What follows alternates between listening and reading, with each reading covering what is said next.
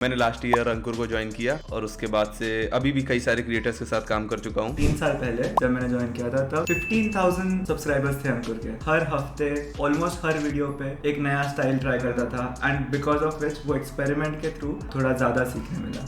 There's a quote कि steel like an artist. किस तरीके से ऑडियंस को रोक के रखा जाए उसके लिए अलग अलग मेथड्स ट्राई हो रहे हैं। कई सारे इफेक्ट्स की इंस्पिरेशन लिया, उसको ट्राई किया, मन भर गया, move to the next style of edit. मैं अंकुर से इंस्पिरेशन लेता हूँ कि वो कैसे अपनी टीम को मैनेज करते हैं, वो कैसे एक एक छोटी छोटी चीज का ध्यान रखते हैं। तुम इसको अपना चैनल समझो, तुम्हें जो भी स्टाइल ऑफ एडिट ट्राई करने हैं तुम वो करो, तुम्हें जैसे भी सुपर्स लगाने हैं, तुम्हें जो भी म्यूजिक लगाना है, तुम्हें जो भी साउंड इफेक्ट्स लगाने हैं वो सब करो। Once the video goes out public will tell you कि ये कैसा था। the boss everyone wants. अभी तक तुम जहाँ हो वो लेवल पे बाकी 10,000 लोग हैं and to be that 0.1% you will have to tell yourself कि तुमसे बेटर बहुत सारे लोग बस घर पे चिल कर रहे हैं।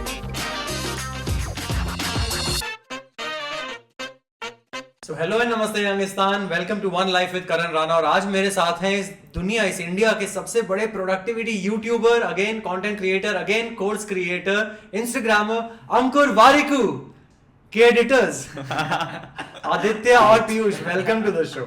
Thank you so much. Thank you. कैसा लग रहा है आपको इतना ग्लोरिफाइड इंट्रोडक्शन? आपकी जो आइडेंटिटी है उसको थोड़ा चोट तो नहीं पहुंची? बिल्कुल नहीं, इनफैक्ट आपने इतना ज्यादा हाइप अप कर दिया एंड ऑलमोस्ट मुझे लगा कि मेरी बात कर रहे क्या। अबे लगा इंडिया के सबसे बड़े, अभी तो टाइम है, थोड़ा सा टाइम है पर ठीक है। So first of all, thanks a lot for taking out the time because on this podcast our only intention is that Youngistan जो कि 18 to 30 hopefully ये shows सुन रहे होते हैं या देख रहे होते हैं, उन सबको ये बताना कि from various walks of life, especially creative professions, youth किस तरह productive workflows अपने कर रहा है and the idea is कि इन सबके नीचे सतह में वर्किंग प्रिंसिपल सेम ही होता है। ये मेरा मानना है कि if I am a marketing manager in some corporate company या if I am a creator, if you are editor से लेके if someone might be an analyst working in TCS, Infosys, Wipro, उसको भी अपने एक्सेल शीट या अपने टूल्स, तुम्हारा tool Adobe है, मेरा टूल यूट्यूब स्टूडियो है, किसी का टूल आई डोंट नो कोई पर्टिकुलर टूल होगा, उन सबको टाइम कैसे मैनेज कर सकते हैं क्रिएटिवली एंड प्रोडक्टिवली, वो मेरे शो का एक मेन एम रहता है। So that's the entire agenda. So with that first of all I would just like to begin with asking general questions यार, कि तुम लोग कौन हो, कहाँ से आए हो और क्या कर रहे हो और क्यों कर रहे हो। So anyone who would like to begin the question, all questions pertain to both of you. तो मैंने एक्चुअली अपना यूट्यूब चैनल स्टार्ट किया था 2019 में और वहाँ से कंटेंट क्रिएट करना चालू किया था और अपने लिए वीडियोस एडिट करता था। तो धीरे धीरे करके कॉलेज का टाइम चल रहा था, फ्री टाइम ज़्यादा होता था, तो सोचा पैसे कमाने के लिए लोगों के वीडियोस एडिट करना स्टार्ट करता हूँ, फ्रीलांस गिग्स लेना चालू करता हूँ। तो वहाँ से दूसरों के वीडियोस एडिट करना स्टार्ट किया और फिर एडिट को एक सीरियस तरीके से देखा कि यहाँ पे पैसा मिल सकता है। देन धीरे धीरे क्लाइंट्स बढ़ते गए और अपने वीडियोस खुद भी एडिट कर रहा था प्लस साथ में दूसरों के भी, तो बहुत सारा काम मिल रहा था जिसकी वजह से स्किल्स इंप्रूव होती गई ओवर टाइम। और उसके बाद और बड़े क्लाइंट करते करते लकीली मैंने लास्ट ईयर अंकुर को ज्वाइन किया और उसके बाद से अभी भी कई सारे क्रिएटर्स के साथ काम कर चुका हूँ। तो दैट्स द जर्नी एंड वहाँ से ही। How old are you? I am 23. You're 23. Awesome. And where you born and brought up? कहाँ पे? I am from Kanpur, born and brought up there only, but recently moved to Faridabad. Great. What about you, Aditya? Okay, so I'm from Pune. Marathi माणूस? मराठी माणूस full on. वैसे जैन हूँ पर mother tongue Marathi, born and brought up in Maharashtra, तो fully Marathi. अभी तो 2 साल हुए मुझे फरीदाबाद शिफ्ट होके। कैसा लग रहा है? कैसा लग रहा है? पहला एक ऑलवेज द डिबेट, पर जितना मुझे लगा था, जितना स्टीरियोटाइप किया है लोगों ने दिल्ली को, उतना नहीं। बहुत प्यारे लोग हैं यहाँ पे। ये इसलिए तो नहीं बोल रहे कि तुम्हें पता कि मैं born and brought up in Delhi हूँ। हाँ, मैं साइड में इनको कुछ और बोलता हूँ बट आपके साथ नहीं, ऐसा कुछ नहीं है। मुझे एक्चुअली लगा था like for the first year ऐसे हुआ था कि ओके चलो दिल्ली है, घर पे से बहुत सारे लोग बोले कि दिल्ली में संभाल के रहना, मतलब ऐसे थोड़ा होता है। पर मुझे फर्स्ट 6 months में ही लगा था कि नहीं, ऐसा कुछ नहीं है। यहाँ पे आने के बाद समझता है कि अच्छे लोग भी हैं। How old are you? I'm 23. We both are same age, yeah. I'm 31, तो भैया मत कहना बस to the show. अंकल बोल सकते हो। नहीं, बिल्कुल नहीं। And how did you get into editing? तुम्हारी क्या कहानी है भाई? मेरी कहानी मतलब पहले तो मैं जब 11th में था, जस्ट 10th खत्म हुआ था, उसके बाद बहुत सारे स्ट्रीम्स देखे थे, लाइक इंजीनियरिंग हो गया, CFA हो गया, बहुत अलग अलग टाइप का देखा था, पर कुछ भी लगा नहीं। मैंने ट्राई भी किया, 1 महीना इंजीनियरिंग ट्राई किया, 1 महीना, मतलब मेरा बड़ा भाई CA है तो हमेशा से एक अच्छा प्रेशर आया घर से कि कुछ तो करना है तुझे, पर फिर ट्राई किया, पर मुझे वो सही नहीं लगा, तो मैंने बोला कि ठीक है करते हैं फिगर आउट, कॉमर्स ले लेते हैं। तो मैं कॉमर्स लिया, उसके बाद 11th के हाफ, जब 11th का हाफ हुआ तब मैंने सोचा कि कुछ एनिमेशन करके होता है, एनिमेशन विजुअल इफेक्ट्स, तो मैं देख रहा था कुछ इंस्टीट्यूट्स, तो उसमें से एक इंस्टीट्यूट देखा जहाँ पर विजुअल इफेक्ट्स सिखाते हैं, तो मैं 2 साल विजुअल इफेक्ट्स किया, विजुअल इफेक्ट्स का डिप्लोमा किया along with my college, and then 11th-12th मैंने किया विद डिप्लोमा, एंड डिप्लोमा के बाद मैं सोचा कि चलो जॉब करते हैं, अब सीख लिया है थोड़ा बहुत, तो जॉब किया, but that job lasted only for 25 days. 1 महीना तो कर लेते हैं। 1 महीना Even my job I left in 1 month. Really? हो ही नहीं पाया, मतलब I had to resign at 25th day, क्योंकि इतना मर मर के काम कर रहा था वहाँ पर, एटमॉस्फेयर सही नहीं था, शायद इंडस्ट्री मेरे लिए सही नहीं लग रही थी, पता नहीं, लाइक बहुत सारी चीज़ें वहाँ पर ऐसे लग रहा था कि either I was doing it at a very early age, like 18, at the age of 18 मेरा वो फर्स्ट जॉब था with a lot of pressure in the office, तो इसलिए तब छोड़ा, एंड देन सोचा कि अब क्या करें। अब फिर विजुअल इफेक्ट्स में जो सीखा था उसमें से बहुत छोटा सा पार्ट था video editing, like 1 or 2% of it, तो बस बताया था कि वीडियो एडिटिंग करके कुछ होता है, एंड देन मैं सोचा कि चलो थोड़ा आता है तो थोड़ा सीख लेते हैं, एंड देन उसके ऊपर कुछ कमा लेते हैं, एंड देन धीरे धीरे करके I started freelancing. So I did some wedding films gigs first, and then I did some creator, like फिर मैं internship किया एक जगह पर जहाँ पर उन्होंने सोशल मीडिया के लिए इंट्रोड्यूस किया, लाइक आपको ये पोस्ट बनाने हैं, लाइक थोड़ा ग्राफिक डिजाइन किया, थोड़ा वीडियो एडिटिंग किया, एंड देन उधर 1 साल किया, एंड देन आई थॉट कि नहीं, I am done with this, like I was in startup, I thought कि नहीं, I am done with this, तो फिर वो छोड़ा, एंड देन कोल्ड ईमेल करता गया बहुत सारे लोगों को। इन कॉलेज टाइम्स में ही तुम लोग इतने सारे स्किल्स पिकअप कर रहे थे outside of college. I was just focusing on college, and even after college and getting into, तुम मॉडल्स भी देख रहे थे कि जब फ्रीलांसिंग मॉडल में जाऊं या पर्टिकुलरली एक ही जगह पे एम्प्लॉय हो जाऊं, और उसमें भी एक्सपेरिमेंटेशन का स्कोप, इतने गट्स मेरे में तो नहीं थे, सो कुडोज देयर। सो वहां से लेके अंकुर वारिकू वाली टीम का क्या एडिटिंग था? How did you get into Warikoo? It wasn't as cool as it sounds. तब ऐसा था कि 2 साल पहले, नहीं एक्चुअली 3 साल पहले जब मैंने ज्वाइन किया था, तब 15,000 सब्सक्राइबर्स थे अंकुर के, दैट्स इट, एंड तब people didn't really know who Ankur Warikoo is, तो मेरे पास बहुत स्कोप था एक्सपेरिमेंट करने का, बहुत स्कोप था कि और इम्प्रूव करने का एडिटिंग स्टाइल को, क्योंकि even Ankur did not have a brand कि चलो ऐसे ही करना है वैसे ही करना है, अभी भी नहीं है, पर तभी और ज़्यादा रिस्ट्रिक्शंस नहीं थे, तो इसलिए हर हफ्ते ऑलमोस्ट हर वीडियो पे एक नया स्टाइल ट्राई करता था, एंड बिकॉज ऑफ विच वो एक्सपेरिमेंट के थ्रू थोड़ा ज़्यादा सीखने मिला। That's really nice. So उसी से related ना कुछ rapid fire questions तरह के भी, as you are editors, tell me the fastest time in which you have edited any video, not just for Ankur but generally. It can be for any client, even at 18 years of age. Fastest time कितने में, मतलब 1 दिन 2 दिन 1 हफ्ता लग गया कितने? I think fastest times तो मेरा 30 मिनट होगा। नहीं, for me it would be 15 or 20 minutes. अच्छा, आप बोल रहे हो कि from the minute you started you took the project. हाँ, project basically fastest project.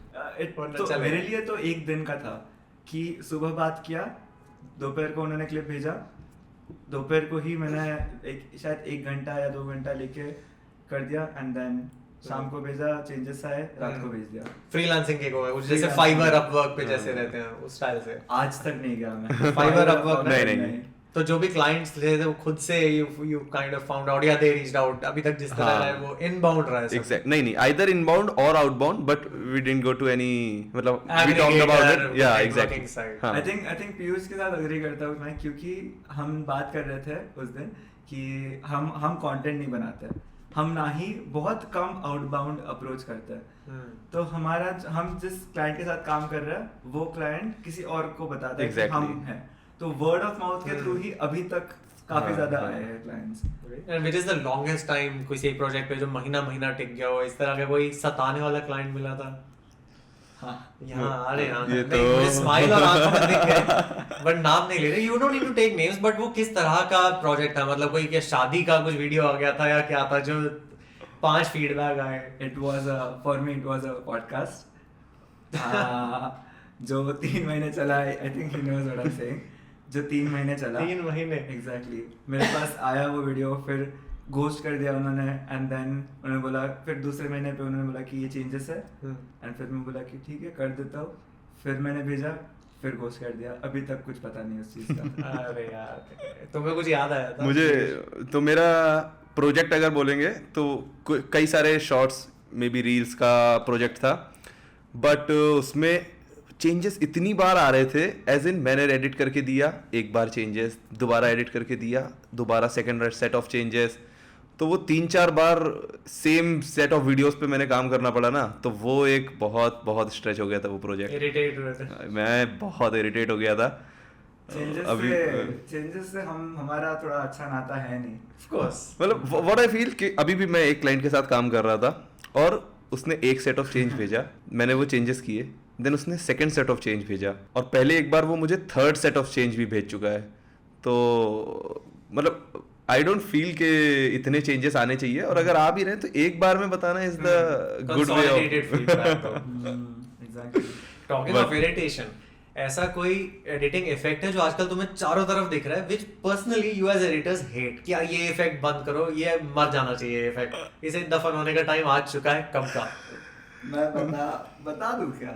या एनी स्क्रीन टेक्स्ट, कुछ भी. मेरा पर्सनली जो मुझे लगता है कि जो एलेक्स हॉर्मोजी वाला है इफेक्ट, जहाँ पर द सबटाइटल में से जो भी मैंने खुद नहीं यूज किया है, ठीक है, पर फिर मैंने जब वो ट्रेंड था तब यूज किया, उसके बाद ऐसा हो गया मेरा. बट देन वो इतना ओवर यूज हो गया है कि उसका वैल्यू छूट गया कि व्हेन एक सबटाइटल आता है तो वो रोटेट होता रहता है, हाँ, फिर एक पॉप 10 होता है, डिग्री पे. फिर हाँ, और फिर हर दूसरे सेकंड पे कलर चेंज होता है, एक कभी येलो, ग्रीन, रेड, वैसे टाइप का. Anything you hate? मैं एडिट स्टाइल बोलूँगा कि मैं देखता हूँ, ऑल्दो यूट्यूब के लिए मुझे समझ आता है, कुछ वीडियोस कुछ नीश के लिए मुझे समझ में आता है कि फास्ट एडिट्स चाहिए, बहुत सारी चीज़ें लगानी होती हैं, बट अभी मैं देखता हूँ बहुत सारे एडिटर्स का काम, तो उसमें ऐसे वीडियोस जिन पे वो फास्ट कट्स या उतना बहुत सारी चीज़ों से इसको भर देना केवल कि इसलिए कि बहुत सारी चीज़ें होंगी तो रिटेंशन ज़्यादा होगा. आई डोंट थिंक कि इतना लगाना चाहिए, क्योंकि डिपेंड करता है वीडियो पे कि वीडियो किस तरीके का है, उस पर किस तरीके का एडिट स्टाइल चाहिए, प्लस क्रिएटर का पर्सोना किस तरीके का है. तो कभी कभी मैं फील करता हूँ कि जिस तरीके का एडिट हुआ है और जो क्रिएटर का पर्सोना है या जिस तरीके से इसको एडिट होना चाहिए उसमें एक लैग है. तो बहुत सारे लोग बस फास्ट एडिट्स के पीछे आजकल जा रहे हैं, which I don't think is a good thing, क्योंकि हर क्रिएटर का अपना एक अलग स्टाइल होता है और उस स्टाइल के हिसाब से उसके वीडियोस को एडिट होना चाहिए. तो हर जगह वो फास्ट कट्स और बहुत सारे साउंड इफेक्ट्स और एनिमेशंस लगाना आई don't think is a good idea. और कोई ऐसा एडिटिंग इफेक्ट है जो तुम दोनों देख रहे हो और तुम्हें नहीं आता और आजकल देख रहे हो ये सीखना है, ये कैसे इफेक्ट डाला, ये इसका बैकएंड पे करा कैसे है, कोई ऐसे लेटेस्ट? तो मेरे लिए ना जनरली ये होता है कि जब मैं कोई इफेक्ट देखता हूँ तो मैं देखते देखते सोचता हूँ कि ये कैसे बनाते होंगे, तो इसलिए मुझे लगता है कि आ तो जाएगा पर मुझे नहीं लगता कि मैं ये यूज करूँगा. तो वो बहुत बार होता है. अब एक इफेक्ट मुझे जो आजकल बहुत ज़्यादा यूज़ करना है इसकी, जब भी कोई आइकन आए स्क्रीन पे या फिर जब भी कोई बैकग्राउंड आए तो वो फ्लोट होना चाहिए, तो it should feel like it's moving. तो वो जो फ्लोटिंग वाली चीज़ है that is something that I am working on right now, कि ऑलमोस्ट हर एक चीज़ फ्लोट होनी चाहिए.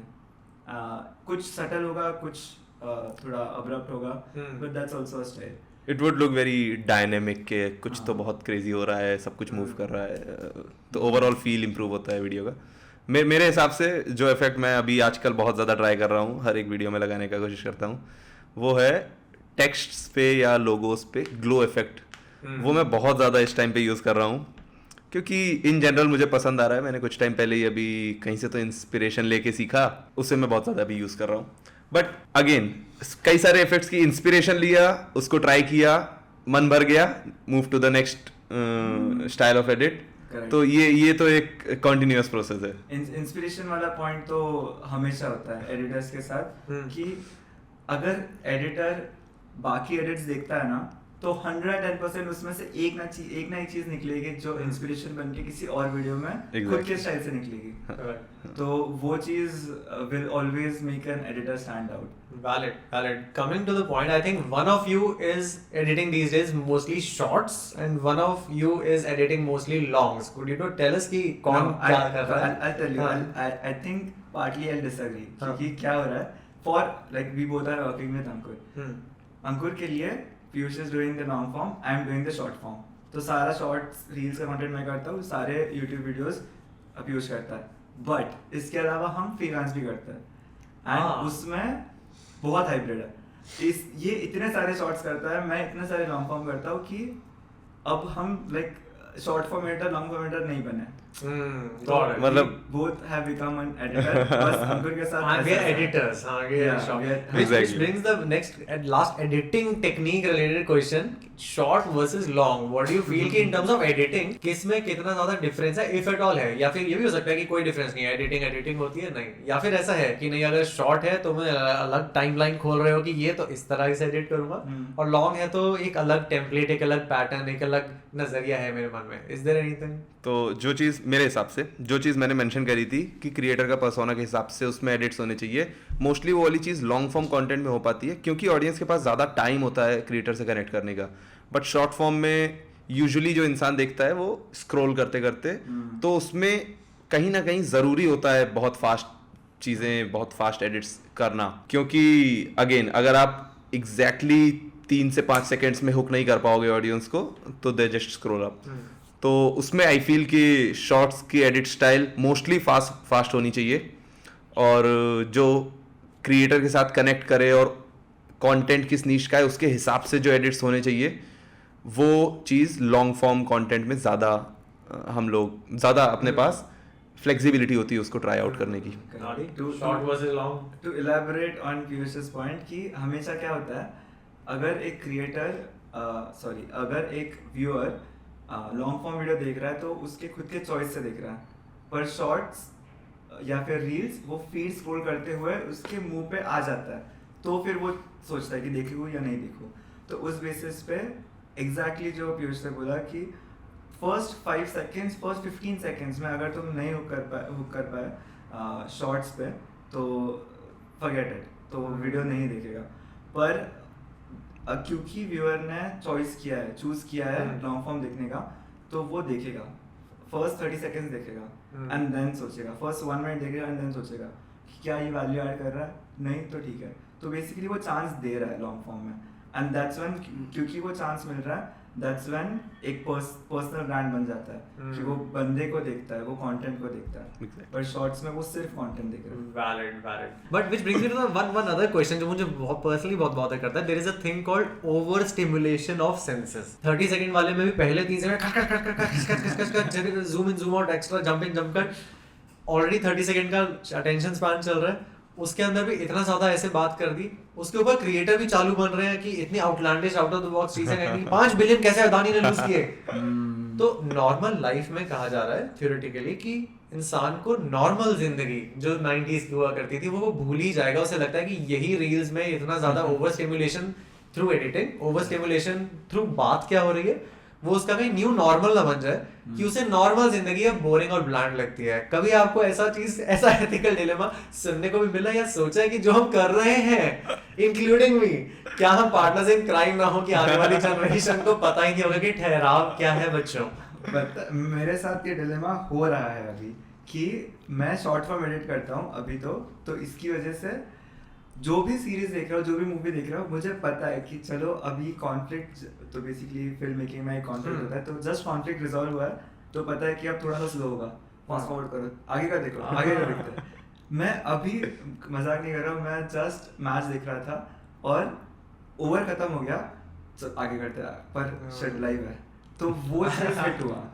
तो मुझे लगा कि नहीं, थोड़ा सा पेशेंस रखना पड़ेगा, वो थोड़ा क्रीप अप कर रहा है मेरे अंदर. बट हाँ, वो तो हो रहा है, फैक्ट है. हाँ, बार बार आप उसी टाइप का कंटेंट देख रहे हो तो आई एम श्योर कि वो चीज़ हिट इन करेगा। मतलब ये चीज़ तो कंटेंट में दिखने भी लगी है। आपको हर थोड़ी थोड़ी देर में हुक लाइंस लगानी होती हैं कि कहीं से तो ऑडियंस को हुक करके रखना है थ्रू आउट द वीडियो, तो उस हिसाब से एडिटिंग उस हिसाब से करनी होती है, कंटेंट बनाना उस हिसाब से होता है, स्क्रिप्टिंग उस हिसाब से, तो वो अटेंशन स्पैन तो कम हो रहा है। और अगेन किस तरीके से ऑडियंस को रोक के रखा जाए उसके लिए अलग अलग मेथड्स ट्राई हो रहे हैं। बट अभी है क्राइम तो है तो है पर पता है जब जैसे भी मैं अंकुर का वीडियो एडिट करता हूँ तो उसमें अंकुर का जो टॉकिंग पेस है वो समझो x है, तो मैं हमेशा उसको x का 115 या 125% बढ़ाता हूँ उसका स्पीड, क्योंकि मुझे पता है कि इस पेस पे लोग नहीं सुनेंगे। तो अब बिकॉज वो मैं 125% स्पीड बढ़ा रहा हूँ उस वजह से लोग ज़्यादा देखने लगे, एंड वो कहीं ना कहीं ट्रबल करता है कि यार लोगों को चाहिए जल्दी जल्दी देखना, जल्दी जल्दी आगे बढ़ना है, तो वो चीज़ ज़्यादा खटकता है। बट एग्जैक्टली, मतलब it is what it is. मुझे तो लगता भी नहीं कि अंकुर के वीडियोस को कोई नॉर्मल स्पीड पे देखता भी होगा। एग्जैक्टली नेसेसरी इविल बन गया है ये जल्दी करना। हाँ, उसमें से बहुत बार तो ऐसे होता है कि 3-4 सेंटेंसेस बोले और चारों सेंटेंस में ऑलमोस्ट सेम मीनिंग है, तो उसमें से 2 सेंटेंस मैं निकाल देता हूँ, तो which is also a part of editing, but then maybe उस सेंटेंस में शायद और इम्पैक्ट पड़े लोगों पे, लेकिन लोगों को नहीं दिखना, तो that's why we'll have to remove that no matter what. कभी कभी इससे पर्सनल ब्रांड किल हो सकता है, बट कंटेंट चलेगा। How is Ankur as a manager? You can choose not to answer. नहीं, I would love to answer. We would love to answer. We would love to answer. तो as a manager एक तो पूरे वारी crew में ही आई don't think कि manager और senior subordinate वाले कोई भी रेस्ट्रिक्शंस बाउंडेशंस या ऐसी कोई फील होगी किसी के अंदर, बट फिर भी एज अ मेंटोर जो उनको देखते हैं, उनसे सीखते हैं किस टाइम पे क्या करना चाहिए, कैसे वो अपनी टीम को डील करते हैं उनके साथ और उसको, तो मतलब it's more of a kind of inspiration. This is coming from a fanboy thing. Let it out. But तो मैं इनफैक्ट मैं अपनी एजेंसी रन करता हूँ, उसके लिए मुझे अपनी टीम को भी मैनेज करना होता है, तो मैं अंकुर से इंस्पिरेशन लेता हूँ कि वो कैसे अपनी टीम को मैनेज करते हैं, वो कैसे एक एक छोटी छोटी चीज़ का ध्यान रखते हैं, कहाँ पे वो प्रोफेशनल होते हैं, उनको पता होता है कि उन्हें क्या चाहिए, और कहाँ पे वो लीनियंट होते हैं, किस चीज़ों में वो ट्राई करते हैं कि हाँ इसमें टीम को पंप अप कर सकते हैं, किस तरीके से कर सकते हैं, और किस चीज़ों में वो बहुत स्ट्रिक्ट है कि उन्हें जो चाहिए उन्हें वो चाहिए। तो वो मैनेजेरियल स्टाइल मैं भी कॉपी करने का ट्राई करता हूँ, तो और इनफैक्ट मुझे बहुत बहुत पसंद है किस तरीके से वो अपनी टीम के साथ डील करते हैं, सो इट मेरे लिए तो काइंड ऑफ इंस्पिरेशन है। क्या बात है, same question but with a twist only, like creative freedom की अगर बात करी जाए तो how many times does Ankur tell कि यार ऐसे ही करना है आदि, या फिर कितना कि आदि ये वीडियो मैंने फुटेज भेजी है, तुझे जैसा खेलना है खेल इसके साथ। Every single video that he sends उसमें यही होता है कि जो करना है कर। अच्छा हाँ, think of it as your own personal video, जो सही लगता है कर, बस अपलोड करने के पहले बता देना कि कैसा है क्या है, एंड देन विल सी। मतलब मैं बताऊं कि जो वीडियोस अंकुर एक बार रिकॉर्ड करते हैं, फिर वो सबटाइटल वाली टीम के पास जाता, ऑडियो वाली टीम के पास जाता, मेरे पास आता, और उसके बाद वो वीडियो लाइव हो जाता है। लाइव होने के बाद अंकुर वो वीडियो देखते हैं, वो एक बार रिव्यू भी नहीं करते हैं, उन्हें कोई फर्क नहीं कि पीयूष ने क्या लगाया है, तो दिस इज द ट्रस्ट जो कि ओवर टाइम डेवलप हुआ है। ये चीज पहले होता था कि फॉर 1 ईयर और आई थिंक इवन 2 इयर्स तक यूट्यूब पे एक टाइप का इंट्रो बनाया था, मैंने बनाया था इंट्रो, फिर उसको रिवैम्प किया था, सेकंड टाइप का इंट्रो बनाया था, 2 अलग अलग इंट्रोज बनाए थे और वो ही रन होते थे। फिर बाद में सोचा कि नहीं अब चल नहीं रहा है, तो जब पीयूष आया तो इंट्रो हटा दिया डायरेक्टली, लाइक लिटरली उसके पहले जो बताते कि ये वीडियो किस बारे में क्या है, कुछ भी नहीं, directly we start from number 1 and then we go on. तो वो जो वैसे टाइप के जो चीजें होता है कि तुम्हें लग रहा है कि ये देखो अभी तक ये टेम्पलेट चल रहा है, तुम्हें लग रहा है इसको ब्रेक करना है कर दो, तुम्हें लग रहा है कि इसको कुछ चेंजेस करना है कर दो, तो वो फ्रीडम हमेशा रहेगा। वो जो क्रिएटिव फ्लेक्सिबिलिटी उन्होंने दे के रखी हुई है। तो इनफैक्ट मुझे याद है कि जब मैंने लॉन्ग फॉर्म पे एडिट करना स्टार्ट किया था, तो वी गेट ऑन 1-on-1, और उन्होंने मुझे क्लियरली बोला था कि पीयूष तुम इसको अपना चैनल समझो, तुम्हें जो भी स्टाइल ऑफ एडिट ट्राई करने हैं तुम वो करो, तुम्हें जैसे भी सुपर्स लगाने हैं, तुम्हें जो भी म्यूजिक लगाना है, तुम्हें जो भी साउंड इफेक्ट्स लगाने हैं वो सब करो, once the video goes out public will tell you कि ये कैसा था, और in the team we will tell you कि ये हमें पसंद आया कि नहीं आया। बट तुम्हारे पास पूरी फ्लेक्सिबिलिटी है, पूरी फ्रीडम है, तुम्हें जैसे भी वीडियो को एडिट करना है तुम अपना वीडियो समझ के एडिट करो। और आई थिंक कभी भी एक certain kind of style of editing में बाउंड नहीं किया उन्होंने, और ये फ्लेक्सिबिलिटी दे के रखी, which I think is a good thing, क्योंकि हमारे पास बहुत सारा फ्रीडम होता है एक्सपेरिमेंट करने का, अलग अलग चीज़ें, जो कि मतलब maybe videos are performing good with a certain kind of style of edit, but we don't know कि एक दूसरे स्टाइल ऑफ एडिट पे अगर हम ट्राई करेंगे तो वो इफ दे परफॉर्म गुड और बैड, तो इस फ्लेक्सिबिलिटी की वजह से हम लोग एक्सपेरिमेंट करते रहते हैं, जिससे कि मालूम पड़ता है कि क्या चीज़ चल रही है, क्या चीज़ नहीं चल रही है। तो that's a good I think it's a win win on two parts. एक तो ये कि तुम्हें भी एज एम्प्लॉइज नहीं बट एज पार्टनर्स ये क्रिएटिव फ्रीडम एक्सपेरिमेंट करने का भी स्कोप मिल रहा है, and the second win win is कि in terms of consistency of upload also एक स्टेक होल्डर बीच में जा चुका है। एग्जैक्टली, क्योंकि जो पिछले बार तरह के क्लाइंट्स थे कि जो बहुत ज्यादा रिव्यूज, बहुत ज्यादा 4 फीडबैक 5 फीडबैक दिए जा रहे हैं, तो उनका अपलोड भी हिट हो रहा है, तुम भी इरिटेट हो रहे हो। तो यहाँ तो विन विन है कि अच्छा अपलोड भी टाइमली जाएगा और बाद में देख लेंगे, कुछ फटा तो एनीवेज अगले हफ्ते क्या हर दूसरे दिन वीडियो आने वाली है, leaving an alternate day. Awesome. But then इससे ना एक और चीज ये भी हुई है और होती आ रही है कि नो मैटर व्हाट हैपेंस, हमने एडिट किया, एडिट में कुछ एरर आया या फिर एडिट में कुछ ऐसी चीज हुई जिसकी वजह से वो वीडियो या तो फटा या फिर कुछ भी बिल्कुल ही काम नहीं किया, और उसका सॉर्ट ऑफ अगर ब्लेम हमारे पे आया तो Ankur will tell us about it कि he'll either appreciate और से कि देखो ये चीज हुआ इसमें, वो चीज बस एक बार बोलेंगे and then we move on to the exactly, that's it. तो मतलब इवन मुझे भी पहले ऐसा लगता था कि अगर मेरा एक 3 मिलियन का चैनल होता तो मैं शायद उतना फ्रीडम ना दे पाता एडिटर को, या मुझे पर्सनली लगता कि शायद एडिटर की गलती या एडिट में या एक्सपोर्ट एरर या किसी भी तरीके से टीम की वजह से वीडियो नहीं चल पाया या वीडियो में कुछ एरर आया, तो शायद मुझे बुरा लगता, but Ankur doesn't feel about it. Ankur का बस एक ही कहना है कि फट गया, आगे से ध्यान रखना है इस चीज के बारे में। अंकुर द बॉस एवरीवन वांट्स। मुझे तो पता नहीं था, मेरा जो पहला जॉब था उसके बेसिस पे मैंने जज किया था कि अच्छा चलो ऐसा जॉब होता है, ऐसा सब होता है, फिर यहाँ आने का देखा ये भी होता है। इतना रिलैक्स में से भी गलतियां ओवरलुक करके जल्दी से रेक्टिफाई नॉर्मल पेस पे हो सकते हैं। हाँ, nice. So coming to your actual editing workflows in terms of productivity now, मुझे बस ये जानना है कि यार तुम कितने बजे उठते हो, कितने घंटे एडिट करते हो, ये इतना सही बता दो पहले। At what time do you guys wake up? मेरा थोड़ा फ्लेक्सिबल है, जहाँ पर अभी तो I think Monday to Thursday around 12 o'clock सोता हूँ, अराउंड 6 o'clock उठता हूँ, 6:30 पकड़ो, 6:30 उठता हूँ, एंड देन जिम होता है, अभी पिछले 2 हफ्ते ही हुए होता है। गुड। हाँ, वो जिम होता है, उसके बाद आके थोड़ा बहुत खा लिया and then we sit down to work. Around 2 o'clock को खाना वगैरह खा के I take a nap and then शाम को उठता हूँ, थोड़ा बहुत चिल कर लिया, थोड़ा बहुत फीफा वगैरह खेल लिया, and then work again and then eat, chill and sleep. And work till शाम वाला स्लॉट एडिटिंग का कब तक खींचता है? I have no idea. अभी मुझे लगा कि 6 o'clock को अगर मुझे लगा कि यार काम सही हुआ है आज और क्रिएटिविटी ज़्यादा निकली है तो तभी चिल कर लिया एंड देन वापस 9 बजे बैठ गया।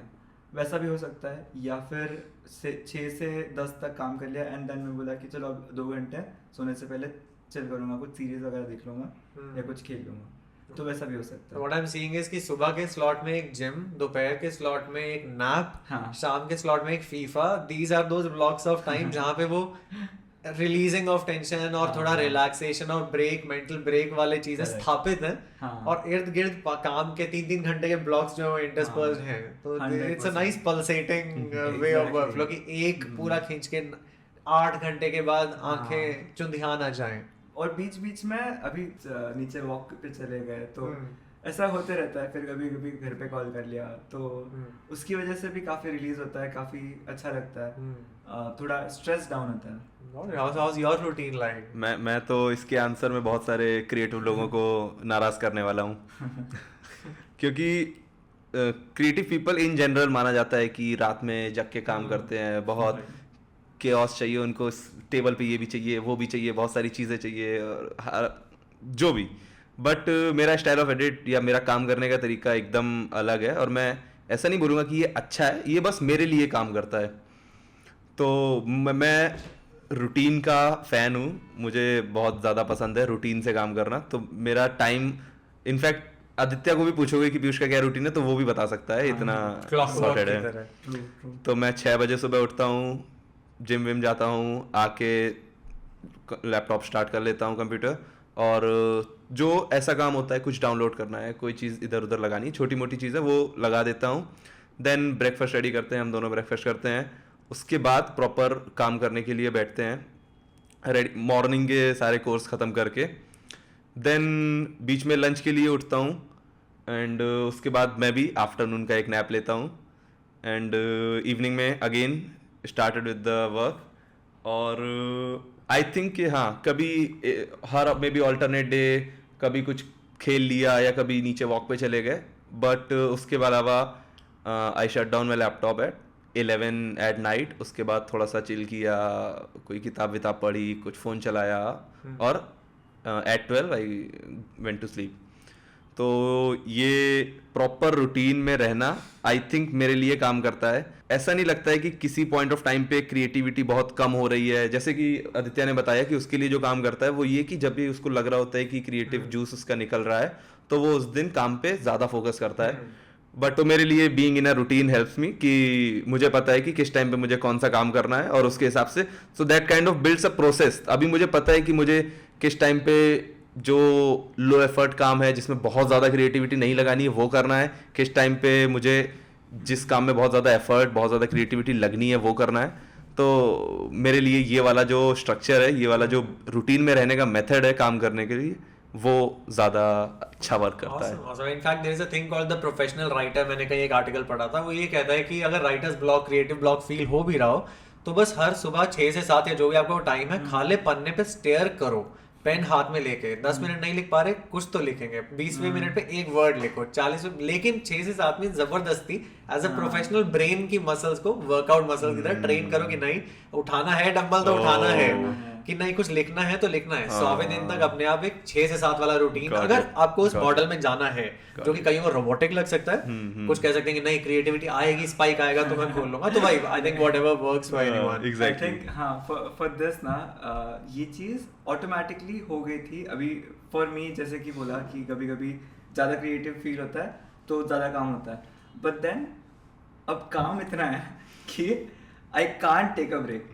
कि चलो बीच में ब्रेक ले लिया कि अभी क्रिएटिव नहीं हो रहा हो, तो आई हैव टू चूज कि अभी मुझे लग रहा है कि मैं ज़्यादा प्रोडक्टिवली काम करूँगा तो मैं इस टाइप के क्लाइंट के साथ इस टाइप का वीडियो पे काम करूँगा। एंड अभी मुझे लग रहा है कि थोड़ा सा मैं लो हो रहा हूँ तो भी काम करना ही है, but then I have to choose कि इसमें थोड़ी कम क्रिएटिविटी लगेगी तो इस पे काम शुरू करते हैं। अब बीच में मैं पता नहीं, मेरा पिछला लास्ट वीक बहुत लो फील कर रहा था मैं अबाउट वर्क, तो मैंने बस ये किया कि साइड में मैंने टाइमर चला दिया, जहाँ पर एक पोमोडोरो तो था ही, पर टाइमर चला दिया कि चलो क्लॉक चल रहा है एंड देन मैं काम कर रहा हूँ।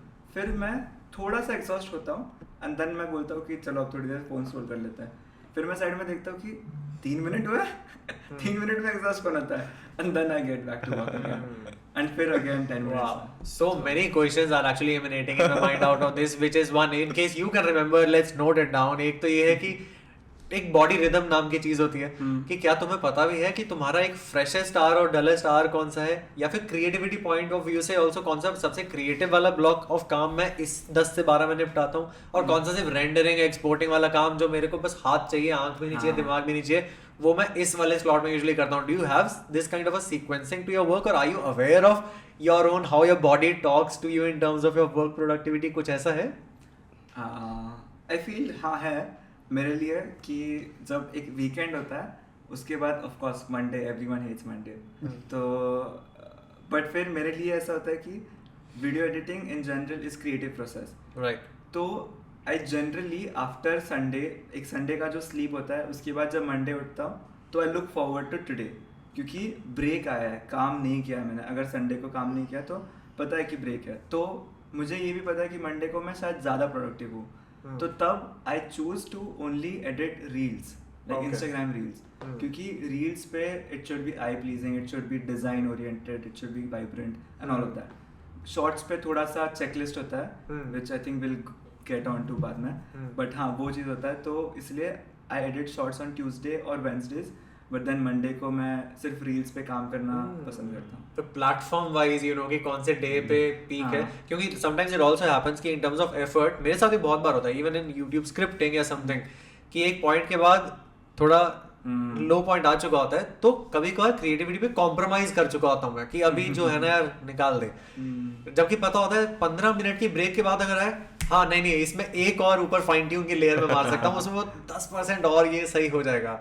But succumbing to that low point and just निकालोफy that project, या फिर knowing कि अच्छा मंडे को रील्स फोड़ सकते हैं, ट्यूसडे को शॉर्ट्स निपटा सकते हैं, वेडनेसडे को तो लॉन्ग आराम से कर लूंगा टाइप्स. तो तुम्हारे लिए भी है ऐसा कुछ कि मैंने बताया कि जो जिम से वर्कआउट करके आने के बाद ब्रेकफास्ट और काम के एक्चुअल काम के लिए रेडी होना, उसके बीच का जो आवर्स होते हैं उसमें मैं यूजुअली जो बिल्कुल ही लो एफर्ट काम या मे बी कुछ ऐसा काम जिसमें मेरा एफर्ट भी नहीं नीडेड है, मैंने डाउनलोड पे लगाया या मैंने कंप्रेस करने पे लगाया, इस तरीके के काम, या वो काम जिसमें मिनिमल एफर्ट्स नीडेड हैं, ट्रिम करनी है कोई चीज़, बेसिक चीज़ें टेक्स्ट लगाने हैं और वो वाला, तो इस तरीके के काम मॉर्निंग आवर्स में करता हूँ. देन रेडी एक्चुअल जब मैं 10 साढ़े 10 बजे काम करने के लिए बैठता हूँ, उसके बाद से तो आई थिंक कि जो आफ्टरनून नैप के पहले तक का, देन आफ्टरनून नैप के बाद इवनिंग से स्टार्ट होके रात तक का जो काम होता है, आई थिंक उसमें मैं most of the time productive ही रहता हूँ और क्रिएटिव ही फील करता हूँ, तो पूरी तरीके से काम कर पाता हूँ. तो जो मॉर्निंग वाला आवर्स रहेंगे, एक्चुअल 10 बजे से पहले जो काम मैं यूजुअली करता हूँ वो डलेस्ट आवर्स रहते हैं, उसमें लो एफर्ट काम ही करता हूँ, बट बाकी का काम मैं पूरे दिन में डिवाइड करके. And coming to the technician part, not the creative part of being an editor, कहते हैं कि हर टेक्नीशियन को औजार टूल्स चाहिए होते हैं और tools can catalyse and expedite and accelerate your productivity भी नहीं, आउटपुट सब कुछ, कंसिस्टेंसी नेक्स्ट लेवल पे. तो व्हाट काइंड ऑफ टूल्स, अच्छा कौन से editing softwares are your go to tools, कौन से औजार हैं आपके जिनसे एडिटिंग हो रही है आजकल, and which are your favourite ones अगर बहुत सारे डैबल करे थे तो? नहीं ज़्यादा नहीं है. एक तो Premiere Pro, of course I edit everything on Premiere Pro. I edit a lot on After Effects. Photoshop use करता हूँ, और ये तीन के अलावा तो कुछ और होता ही नहीं है. एक तो फिर हैंड ब्रेक यूज़ कर लेता हूँ, जहाँ पर 40 GB का कोई वीडियो है तो उसको अराउंड 5-6-10 GB में कंप्रेस कर देता है ताकि थोड़ा सा स्पेस बच जाए, थोड़ा सा Premiere Pro को हैंडल कर ले उतना. तो दैट इज़ हैंड ब्रेक करके एक है. And then Any AI tools that AI you tools use? तो आई थिंक तो प्रीमियर जैसे इसने बताया, हैंड ब्रेक इसने बताया, आफ्टर इफेक्ट्स बताया. मैं फोटोशॉप नहीं यूज़ करता हूँ, तो मेरा मोस्ट ऑफ द काम प्रीमियर प्रो, थोड़ा बहुत काम आफ्टर इफेक्ट्स और हैंड ब्रेक, ये मेन टूल्स. बट उसके अलावा जो एडिट में यूज़ होते हैं वो पॉडकास्ट वगैरह के लिए ऑटोपॉड यूज़ करता हूँ. कीपर करके एक टूल है, उसको बहुत यूज़ करते हैं. वीडियोस कंपोजर है, प्रीमियर कंपोजर करके एक प्लगइन है प्रीमियर का, जिसको हम लोग कई सारे इफेक्ट्स और उससे ग्राफिक टेम्पलेट्स मिल जाते हैं, उसके लिए यूज़ करते हैं. तो अगेन जितना भी प्लगइन्स और टेम्पलेट्स और एक्सटेंशंस और इन चीज़ों को, टूल्स को यूज़ करके अपना वर्क फ्लो ईजी बना सकते हैं, तो will certainly go for that. Generally starting में जब मैं अंकुर के साथ काम करना शुरू किया था, तब मेरे पास एनवाटो था, मेरे पास दे के रखा था, पर फिर मैं जब भी उससे कुछ करता था तो मुझे लगता था कि ये बहुत रिक्ट लग रहा है या फिर ये वो रॉ फीलिंग नहीं दे रहा है. तो मैं जनरली फिर खुद से बनाने लगा, और तब से मैं खुद ही बनाने का वो एक कर दिया. तो अभी भी मैं जनरली बहुत चीज़ें खुद से ही बनाता हूँ, और क्योंकि मुझे लगता है कि उससे मेरे पास ज़्यादा फ्लेक्सिबिलिटी है. पर आई थिंक अब धीरे धीरे टेम्पलेट्स बनाना शुरू करना पड़ेगा, because it takes a lot. which was my next question कि from a timeline की time management point of view कितना तुम इफेक्ट्स रेडीमेड यूज करते हो और कितना मैनुअल लेबर कि नहीं इसको तो मैं अनबंडल करके मैं इफेक्ट बनाऊंगा पहले 2 घंटे आज बैठ के एक बढ़िया सा वो यूज करूंगा. What's your, क्योंकि उनको तो कह रहे हैं आदित्य कि मैं तो खेलना चाहता हूँ कि नहीं, मैं इफेक्ट में बर्बाद होना चाहता हूँ. बर्बाद, हाँ. नहीं तो मोस्ट ऑफ द टाइम्स मैं टेम्पलेट्स ही यूज़ करता हूँ. But again if you use a template in just a way it is, तो बहुत बहुत रिग्ड हो जाता है, बहुत ज़्यादा फ्लेक्सिबिलिटी नहीं होती है. बट अगेन मैं ट्राई करता हूँ कि टेम्पलेट उठाया, या अगर नहीं भी उठाया तो उससे इंस्पिरेशन ली और उस तरीके का इफेक्ट क्रिएट किया. बट अगर टेम्पलेट उठाया भी तो ऐसा नहीं फील होना चाहिए कि ये टेम्पलेटाइज्ड चीज़ है या टेम्पलेटाइज्ड इफेक्ट है, उसमें मैं अपने इनपुट्स लगाता हूँ, अपनी तरीके से उसको एडिट करता हूँ। वही अगेन इंस्पिरेशन वाली चीज़, कहीं से कुछ इंस्पिरेशन ले रखी है, वो माइंड में है, देन उसमें अपना एफर्ट लगा के, अपना इनपुट्स लगा के उसको किस तरीके से और बेटर बना सकता हूँ जो कि मुझे पर्सनली बेटर लगे, और उसके बाद उसको यूज़ करता हूँ। तो but again most of the time मैं कई सारे टेम्पलेट्स यूज़ करता हूँ, बट उसमें अपना इनपुट ज़रूर होता है। मैं डायरेक्ट टेम्पलेट उठा के लगाना और उस पर ही एडिट कर देना, वो तो आई डोंट थिंक आदित्य भी करता होगा, या आई डोंट थिंक वो करना भी चाहिए। Great, because this helps me also relieve of a guilt that I was facing in terms of not just tools but AI tools. अब क्या है कि YouTube की scripts लिखते हुए भी चैट जीपीटी बहुत अच्छा प्रॉम्प्ट है। 1 2 3 4 5 बार मैंने उसे कहा कि अच्छा यार तुम 5 टिप्स ऑफ टाइम मैनेजमेंट तुम ही लिख के दे दो मुझे, बट मुझे लगा कि यार ये तो दुनिया को उसने यही 5 दिए होंगे आज की डेट में। So now what I do is कि अच्छा मैं उसको राइटिंग ब्लॉक हटाने के लिए just as a prompt use करता हूँ कि अच्छा you give me 10 time management tips, जिसपे से मुझे 3 करनी थी। एक मुझे उसकी अच्छी लगी, वो जो मैंने भी सच में पिछले 20 साल में एक्सपीरियंस करी थी, वो टिप रीलिव करी थी, बट वो टॉप ऑफ माइंड आ नहीं रही थी, तो जल्दी से मुझे जंपिंग बोर्ड और चैट जीपीटी दे देता है। और उसके बाद फिर माय थॉट स्टार्ट फ्लोइंग कि अच्छा स्कूल टाइम में ये टाइम मैनेजमेंट टिप हुई थी, अच्छा ये नहीं, लेकिन मैं तो उससे निगेट कर लेता हूँ कि नहीं चैट जीपीटी ने गलत दिया, मुझे तो ऐसा फील होता है, तो मुझे अपना पॉइंट पता चल गया। Exactly. जो तुम कह रहे हो कि उस टेम्पलेट पे मेरा कंट्रीब्यूशन, मेरा एफर्ट या मेरा टेक क्या है वो झलकना चाहिए, so that at least I can make it. So tools का दुरुपयोग और सदुपयोग का ही बैलेंस फाइंड ट्यून करने वाला है कि चिपकाने वाले भी हैं बहुत, जो सीधा ये लिया ये सबका, तो दैट एक्चुअली हेल्प्स। तो एआई टूल्स में भी there is an AI tool which for podcast like this 3 channels और 3 माइक्स और 3 कैमरास करेगा, उसके आज और वो भी कट कर देगा, और उसमें बता दूंगा कि चैनल 1 पे आदित्य है, वो वाला माइक उनका है, वो ऑटोमेटिकली 1 घंटे का क्रंच करके सारे first level of basic cuts तो दे ही देगा। एग्जैक्टली। तो डू यू थिंक एआई आपकी जॉब लेने वाला है कल को? मुझे तो बिल्कुल प्रॉब्लम नहीं है, पता है, लेके दिखा लेके दिखा। एआई अभी एटलीस्ट अभी तक या एटलीस्ट अगले 5 6 10 सालों तक ऐसा कोई प्रिसाइज काम नहीं कर सकता जो ह्यूमन बीइंग कर सकता है, एटलीस्ट इन एडिटिंग में। ऑटोपॉड पे भी पीयूष सबसे ज्यादा यूज करता है, क्योंकि मेरे अभी मैं बोल नहीं सकता जितने भी क्लाइंट्स के साथ काम किया है उन्होंने 3 चैनल ऑफ ऑडियो नहीं दिया है, उन्होंने एक ही चैनल पे 3 लोगों का आउटपुट दिया है, बिकॉज ऑफ विच मैं ऑटोपॉड नहीं यूज कर सकता, तो I have to do multicam setup का एडिटिंग। तो बट जितना भी पीयूष ने काम किया ऑटोपॉड पे, he has to look all the clips, all the cuts, the whole episode, and then see कि ठीक से काम किया है कि नहीं, इधर उधर कर सकते हैं कि नहीं। तो अभी भी थोड़े ग्लिचेस है, समझो वो ग्लिचेस 100% भी खत्म हो गए, और अगर सारे लोग ऑटोपॉड यूज करने लगे तो वो बहुत नॉर्मल हो जाएगा। Then what will have to do is कि हमें पॉडकास्ट लॉन्ग फॉर्म जैसा एडिट करना पड़ेगा, कि अभी जैसे मैं बात कर रहा हूँ कि ऑटोपॉड बोला, and then there will be a super on screen जहाँ पे ऑटोपॉड आएगा, डिस्क्रिप्शन आएगा। तो जनरली पॉडकास्ट में इतने सारे सुपर, इतने सारी चीज़ें नहीं होती है, बट देन वैसे टाइप की एडिट हो जाएगी, बट देन उसके लिए भी तुम्हें ह्यूमन ऑन द कंप्यूटर चाहिए। That I am not sure if an AI can do. मेरा सोचना वोरा से थोड़ा अलग है, बट आई थिंक कहीं ना कहीं तो वो मैच करेगा।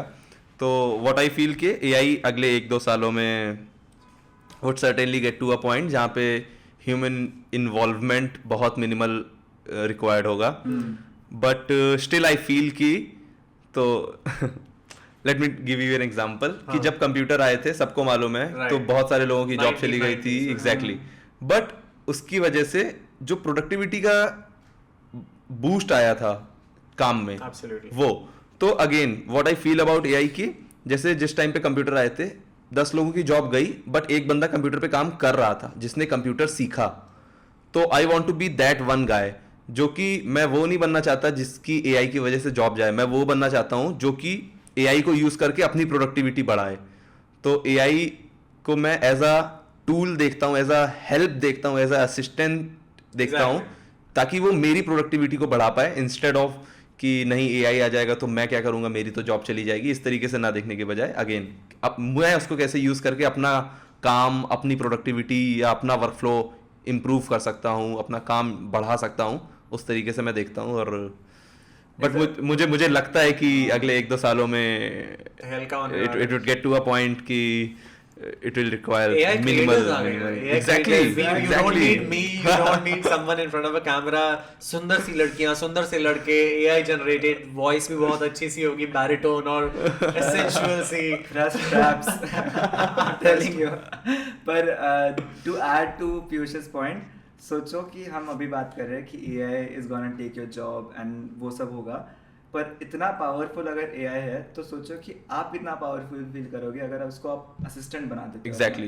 exactly you will feel not your self. Like अगर आप 10 मिनट में कर रहे हो, 1 मिनट में करोगे, वो 9 मिनट की वैल्यू आपको उतनी समझेगी कि दैट AI इज गिविंग, कि आप उस 9 मिनट में और 10 वीडियोस कर दोगे. exactly तो जैसे अभी आपने बोला कि चैट जीपीटी, बहुत सारे लोग हैं जो सोच सकते हैं स्क्रिप्ट राइटर्स की जॉब चली गई, उनकी जॉब चली गई, कंटेंट क्रिएटर अब मैं क्या क्रिएट करूंगा, चैट जीपीटी आ गया है, सब कंटेंट उसी से बहुत सारे लोग बना रहे. बट अगेन आप चैट जीपीटी को यूज कर रहे हो अपने फायदे के लिए कि मैं उससे कैसे कंटेंट निकाल सकता हूं, बहुत सारे आइडियाज निकाल सकता हूं, देन मैं देख सकता हूं कि मैं कौन कौन से अप्लाई करता हूं, मेरे लिए क्या ठीक है, जो मेरे लिए काम किए वो मैं अपने ऑडियंस को बता सकता हूं, अपना इनपुट्स उसमें लगा सकता हूं, अपना एक्सपीरियंस लगा के उसमें एक्सप्लेन कर सकता हूं ऑडियंस को. तो आप चैट जीपीटी को एज अ टूल यूज कर रहे हो इंस्टेड ऑफ थिंकिंग कि चैट जीपीटी आ गया तो अब मैं कंटेंट क्या बनाऊंगा, या स्क्रिप्ट राइटर सोचे कि मैं क्या लिखूंगा, मेरे में क्या नया है. वो उसको एज अ टूल यूज करे अपना काम बढ़ाने के लिए. So that's I feel is a. So is AI a competitor who will take your job, or is AI a tool? That's the whole thing, and the viewpoint. that- exactly for me जब मैं shorts edit करता हूँ तो मुझे पता है कि shorts में एंटिसिपेशन बहुत ज़रूरी है, कि लोगों को एंड तक दिखाना ही है, या लोग एंड तक रहे ही तो जाके वो शॉर्ट फटेगा. और अगर वो करना है तो मुझे हेल्प लेना पड़ेगा एक चार्ट का, कि एक लाइन ऊपर जा रही है या एक बार ग्राफ आ रहा है या कुछ ऐसा हो रहा है. वो मैं कैसे करूँगा? हर एक चीज़ में, हर एक कंटेंट पीस में मैं वो नहीं सोच सकता कि इसको किस वे से दिखाऊं.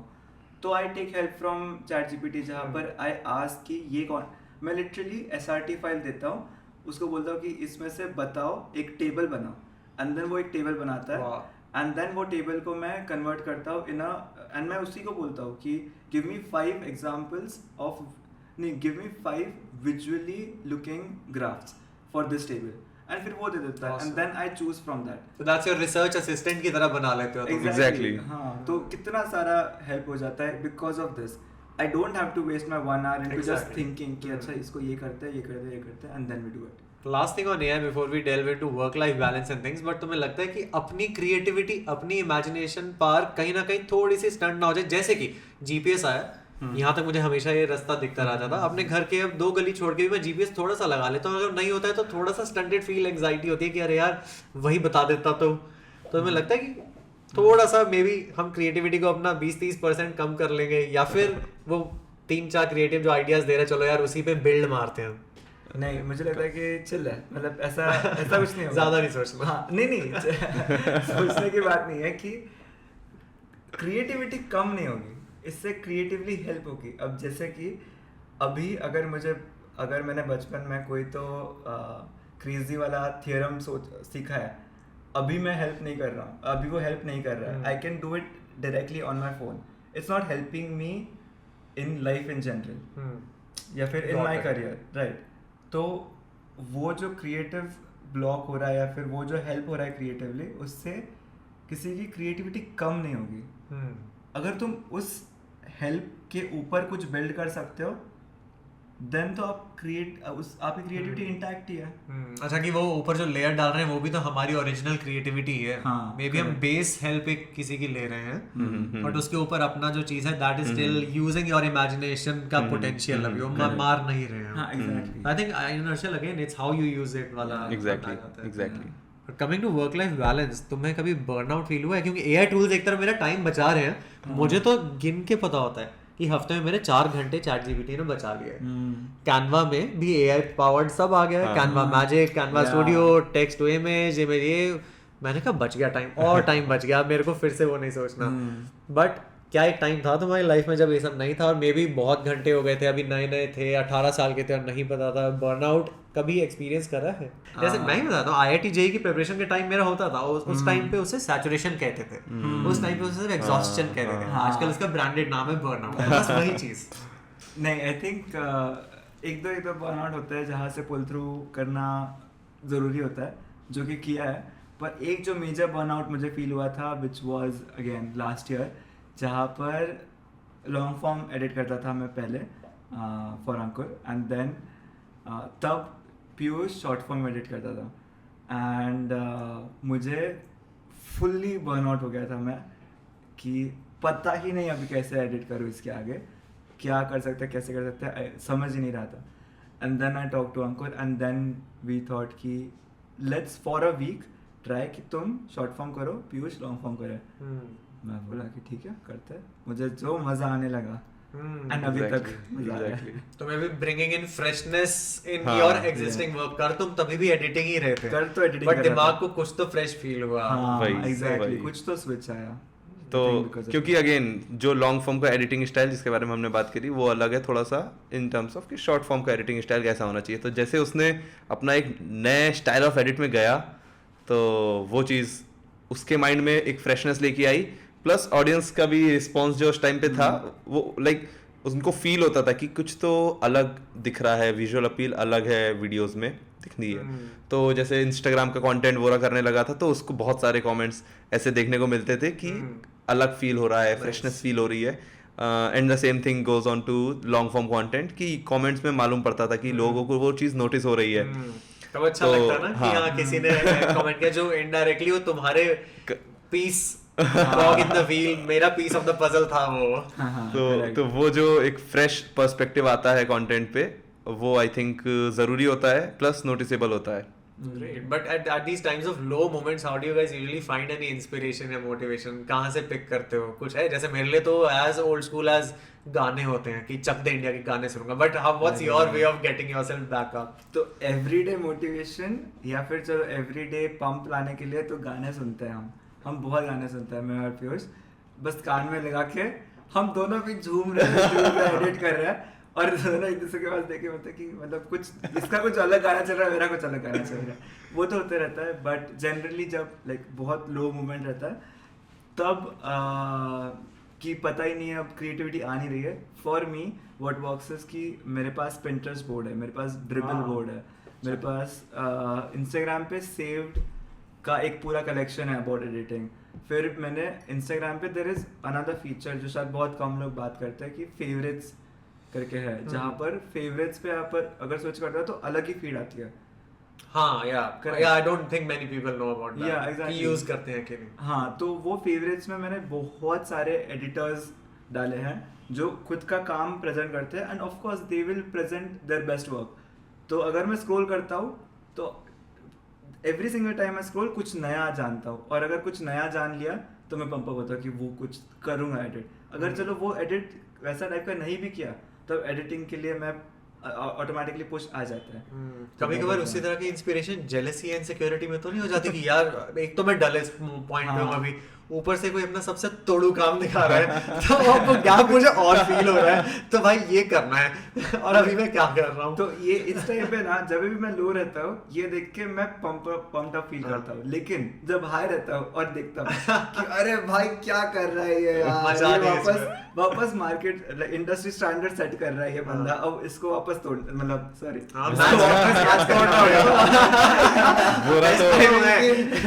इसको वापस इसके ऐसे लेवल का काम करना पड़ेगा।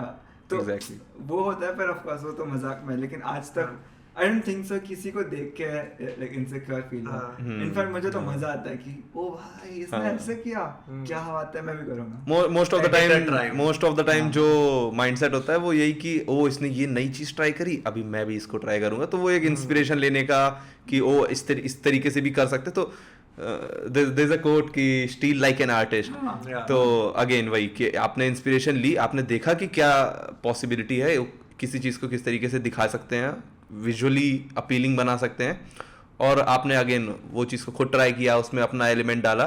तो आई थिंक मैं और वोरा दोनों ही एग्री करेंगे कि ये काम हम लोग हमेशा से ही करते आए हैं जब से एडिट स्टार्ट किया है। तो जनरली यही होता है कि फर्स्टली जब आप इंस्पिरेशन ले रहे हो तो मेक श्योर कि आप कॉपी नहीं कर रहे हो कि चलो वो इफेक्ट उसने ऐसे किया तो सेम मैं करूँगा। हाँ नहीं, बस देखो उसमें से लिटरली अगर एक फ्रेम बनाया उसमें तो उसमें से कैसे वो फ्रेम बनाया एंड सिमिलर थिंग अपने स्टाइल से लेके आना and secondly basically building blocks की जो चीज लगी उसके नीचे के बिल्डिंग ब्लॉक्स ले लो Exactly. और उसको अपने तरीके से फिर से अपना लेगो बनाओ। एग्जैक्टली तो वो चीज बहुत ज्यादा जरूरी होती है। पर ये तो हो गया दूसरों से इंस्पिरेशन लेके अपने उसमें लाना, but there are a lot of 18-year-old kids who might be newbie editors or aspiring not creators, aspiring editors.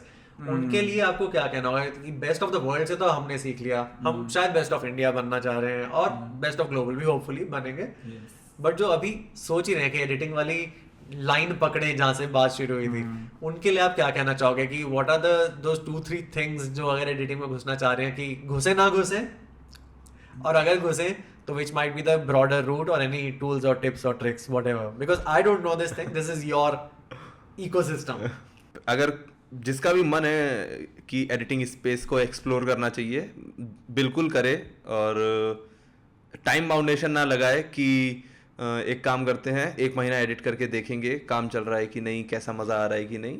Give it time, मतलब यूजुअली क्रिएटिव चीज़ें टाइम चाहती हैं, उनको स्पेस देना पड़ता है, उनको टाइम देना पड़ता है कि उसके बाद धीरे धीरे वो इंटरेस्ट ग्रो होता है। तो उसको थोड़ा सा टाइम दें, बहुत जल्दीबाजी में डिसीजन ना लें कि 1 महीना किया मज़ा नहीं आया।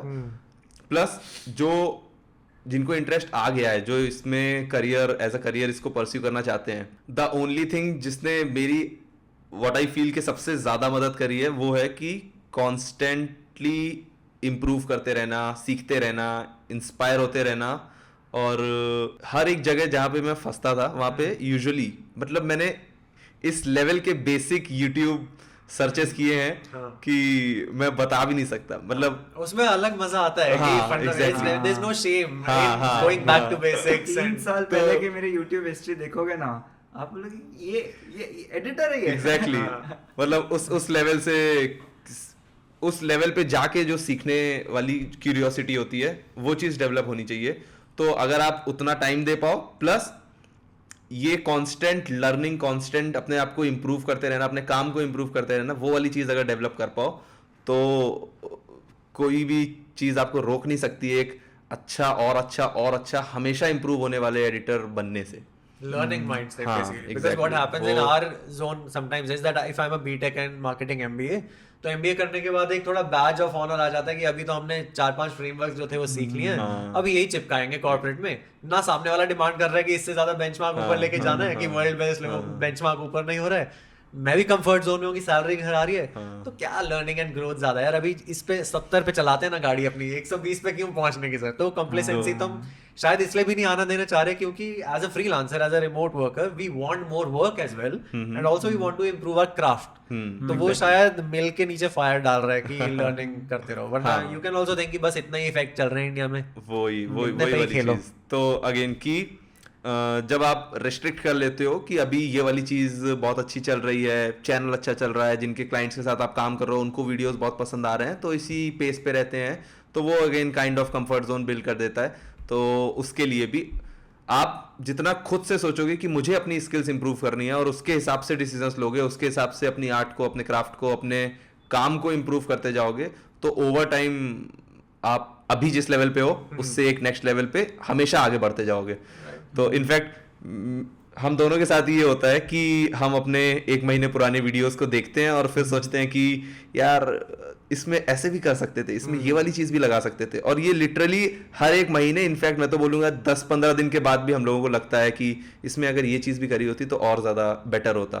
तो वो चीज़ कहीं ना कहीं एक कॉन्स्टेंट इम्प्रूव करते हुए जो आ रहे हैं अपने काम को, उसकी वजह से ही आ पाती है, और कंफर्ट जोन नहीं बनने देना है, उसकी वजह से ही आ पाती है। Exactly. Any editing tips for new editors नहीं, और तो career I feel- tips, ज्ञान? आई फील कि देखो हर एक एडिटर या फिर जो भी बंदे को एडिटिंग शुरू करना है वो तो बेसिक से शुरू करेगा, लेकिन उसका अल्टीमेट गोल यही होता है कि to be the best editor. But एक चीज़ हमेशा ये होगी कि क्रिएटिविटी में there is never going to be the best. तो हमेशा एक चीज़ that everyone should be humbled about is कि तुम बेस्ट नहीं बन सकते, और अगर तुम्हारा फिर भी गोल है बेस्ट बनना, तो you have to tell yourself कि तुम्हें कुछ नहीं आता, अभी तक तुम जहाँ हो वो लेवल पे बाकी 10,000 लोग हैं, And to be that 0.1%, you'll have to tell yourself daily कि डेली कि तुमसे बेटर बहुत सारे लोग बस घर पे चिल कर रहे हैं, चिल करते करते काम कर रहे हैं, तो तुम उनको तो स्ट्रेस नहीं क्योंकि वो ऑलरेडी बैठे हुए हैं ऊपर, तो वो चीज़ हमेशा खुद को बतानी पड़ेगी. And because of that mindset you will know कि अगर तुम्हें अभी भी बेस्ट बनना है तो you will have to go through that tough path कि हर रोज कुछ ना कुछ नया सीखना है, हर रोज 1% से तो बेटर काम करना है. परफेक्ट है. मतलब I think that's the right note on which I would like to end today's show. कि अच्छा गॉड कॉम्प्लेक्स ना क्रिएटर को आना चाहिए. There is a thing called god complex. Exactly 10,000 comment आ गए तो बस मैं अपने बबल में मैं ही ब्रह्मा, मैं ही विष्णु, मैं ही महेश. बट जब पता चलता है कि अरे पहले पीटर मैकेनन को देखो वो कहां पढ़ रहे हैं, पहले अली अब्दाल को देखो वो अलग डायरेक्शन में जा रहे हैं, पहले अंकुर को देखो वो हर लेवल पे बार रेज करते रह रहे हैं. प्रोसेस इनसे सीखो, क्रिएटिविटी उनसे सीखो, तो पता चलता है कि हाँ there is never maybe infinite game नाम की जैसे वो कहेगी इनफाइनाइट गेम है, खेलते चलो और सर पे मत चढ़ने देना. हाँ एंड यही है कि अगर इनफाइनाइट गेम भी है तो बस खेलते खेलते मजा आना चाहिए. देखो ग्रोथ में मजा आए ना तो लगता है कि हाँ भाई चलो कुछ कर रहे, चल रहा है, सही चल रहा है या सही पाथ पे. नहीं तो फिर ग्रोथ में मजा आना बंद हो गया तो डगमगा जाता है. Love this because I also have a journey view that even if this does not materialize into everything, this Sunday evening was such a good conversation with like-minded people, and I hope you enjoyed the conversation. And most importantly, we truly enjoyed the conversation. People who are listening to this, either you are Ankur fans or you are editing nerds. Or you are, I don't know who you are, you want productivity and time management. Piyush FC, Ali FC. तो God complex हमें ना आना पाए, इसलिए please let us know in the comment section of wherever you are listening or viewing this particular podcast episode on what you liked, and even if you disagreed with any particular comment, that is also feedback for us that हमें ये वाला point तो सही नहीं लगा, ये गलत प्रणाली फैला रहे हैं आप दुनिया में और बच्चों में. तो वो because we are also ready, हम एक blinded उसमें नहीं रहेंगे. Exactly. So on that note, thanks a lot once again for coming to One Life Show. Thank you so much. Thanks a lot. It was lovely.